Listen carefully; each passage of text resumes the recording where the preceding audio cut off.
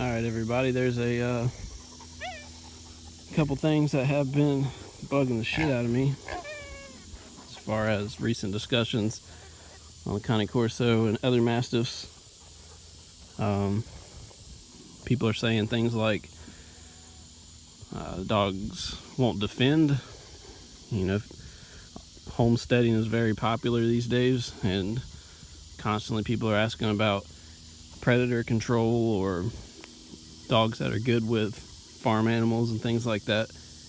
And if you ever mention a Cane Corso, people think you're crazy. They always got a lot to say about, if they met one that it's their uncles, cousins, nephews, and it's sweet, or it kills all their chickens or some shit like that.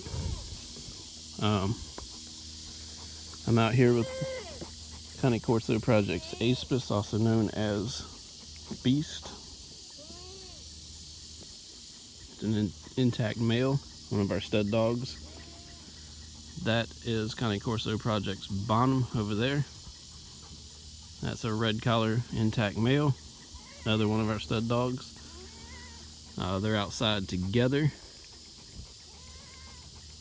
They're inside this little goat enclosure here with me and 6 adult goats, 2 babies about a week old, 1 mini pig, and a few birds that are just hanging out hoping for scraps. Maybe we'll get lucky and see something cool happen, but if not, just a few things here. So recently somebody said something about 90% of the Mastiffs they meet don't have nerve.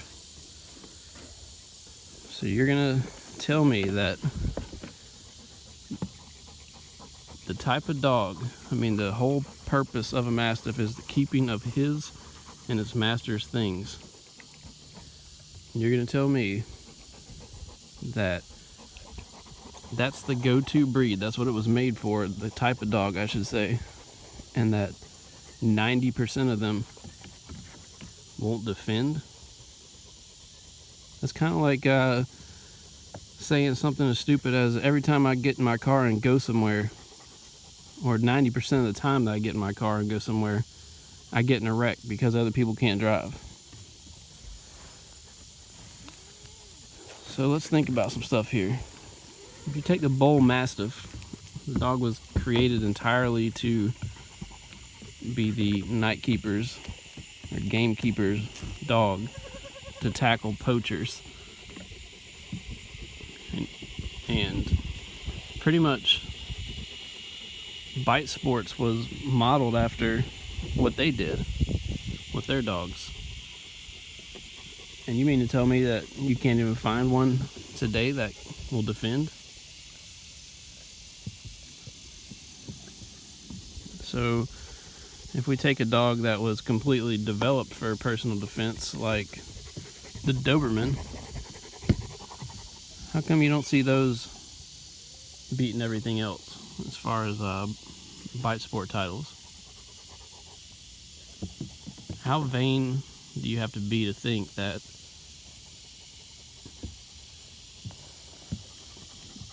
the dogs all have a problem, but you don't? What this is really is just a complete lack of understanding of how these dogs are supposed to be.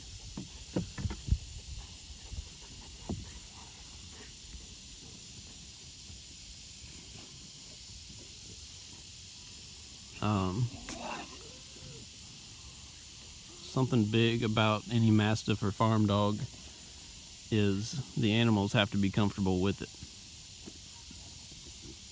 And I think right now there's a pretty good example of that going on.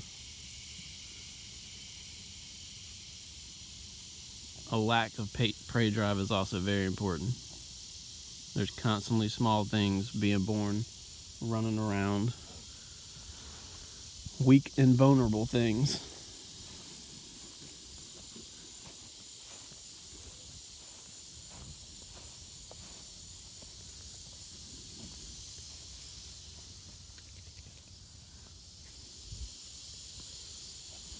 Speaking of which, we have these 2 babies here.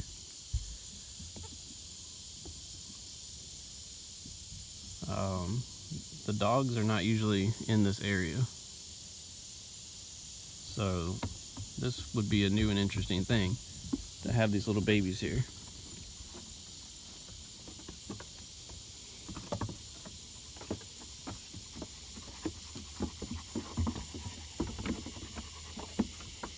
What the Cane Corso is supposed to do is recognize and defend weakness.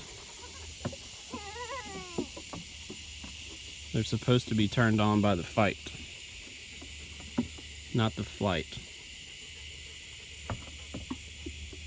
Prey drive is nature's way of getting rid of the weak, the old, the slow, the junk that can't keep up anymore. If you think about a pack of wolves, the one wolf, unless incredibly desperate, is not going to take on a bull moose by himself. But when the pack's involved, pack drive comes in, and they're able to not go in and seize that animal by the face or by the neck and just hang on until it dies. They take repeated pot shots at it until they wear it out, and then they go in for the kill. That's intelligent fighting.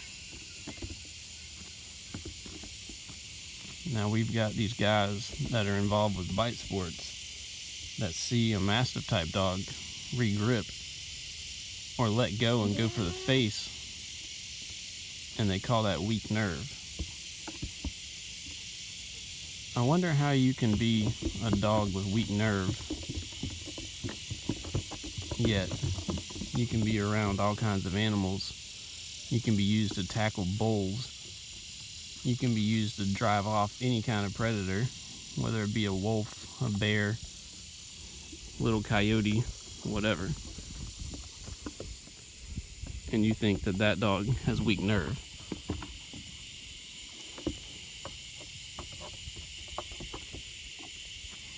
So these guys either never read a history book, or they think all these dogs have gone to shit. And again, I point out that these same guys, maybe not them, but guys with the same brain, have attempted to do bite sports with all these other Mastiff breeds in the past and failed and given up and said it's the dogs, it's not us. The dogs can't do it. I just can't imagine, like, how simple-minded you gotta be to think that it's them, it's them and not you.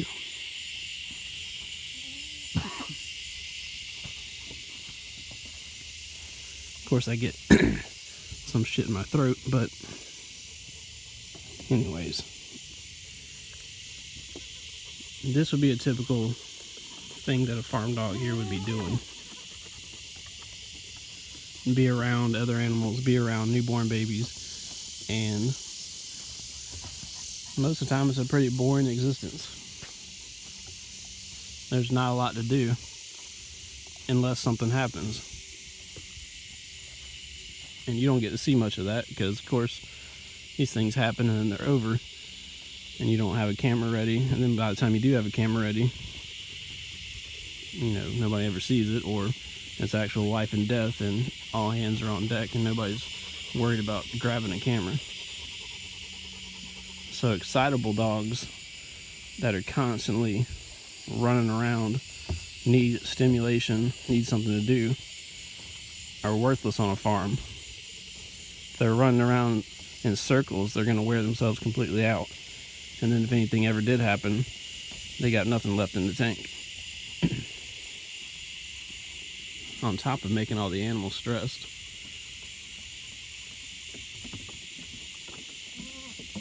So what you do need is more calm dogs that are defensive about their stuff.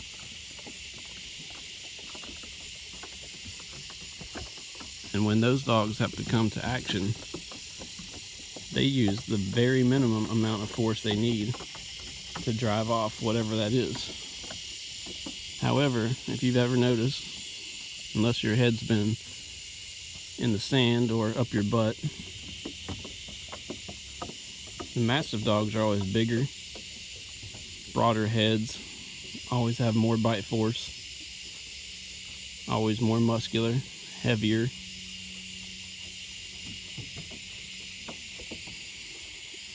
And physically capable than these herding type of breeds.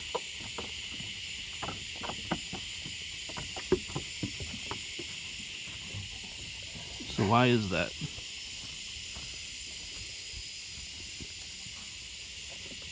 Does a weightlifter or a heavyweight boxer or a heavyweight UFC fighter constantly run around, or does he jab and then lay monster hits and knock things out with one shot?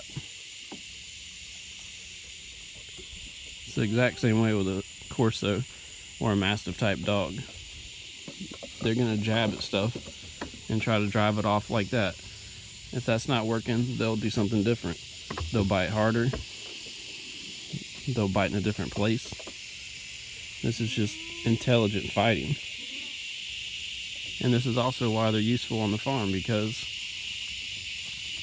if you're dealing with your own animals, anybody that knows goats will know that if you're trying to carry some food or anything like that, that these guys will be all over you.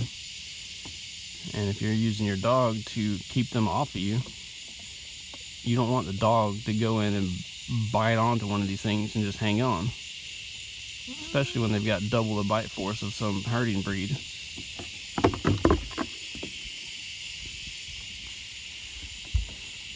Most often, the Mastiff type dogs are called on to wrangle your own animals for you. In history, that's how it always was. These animals that would go wild if left alone for too long, or that if you didn't have a fence would wander off and you had to go find them, your dog needed to be able to catch those for you and then not kill it. In fact, killing is just not something that was ever really desired. Of course, if the need arises with some kind of predator, then they are certainly physically capable of doing such a thing. But the way that they bite is such that they're still useful with other animals. And therefore, you can trust them around your animals if they have the correct drives. Now, prey for a dog, like I was alluding to before, is not going to be a bull moose. It's not going to be a bear. It's not a man. It's nothing big. It's no big game. Prey to a dog is a mouse, a rabbit, bird, little shit like that. That's the kind of stuff that prey drive nets you. And of course, when the pack is there, they can be opportunistic and take advantage of another situation, especially if they are starving. But they do that with a pack. That pack drive has been preserved in the Mastiff to work with its master. So if you have a dog that you've got tied to a fence or a tree or something like that, like these guys like to do, and a man comes up to it shaking a stick at it with a fake arm, and the dog bites them and it doesn't affect them the way that it should, the dog knows that that arm is pointless. There's no reason to be continued biting that when they can bite something else and actually drive this guy away. So of course they're going to come off the grip. But many times you'll see these same kind of guys call a dog a fence fighter because it's aggressive inside a fence, and then they go in there and the dog doesn't immediately attack them. Again, the Mastiff has nothing to defend there. It can easily avoid you and get away, so why would it want to engage with you? What are you in there? You're not threatening anything. Are you taking anything? Are you trying to kill an animal that is watching? Are you hurting the pack? Are you attacking its master? Then none of that shit matters. That's what they care about. Why the Mastiff can't fight things that want to act stupid. And if you're a guy that goes inside a fence with a fake arm and a plastic stick, you're acting stupid. This is an animal that can fight with large predators, and you're just a little feeble guy with a plastic stick. It's not rational. It's not real. These are dogs that are made to think and to realize what's real and what's not. You're no threat. The dog doesn't need to do battle with you. The dog can get away from you.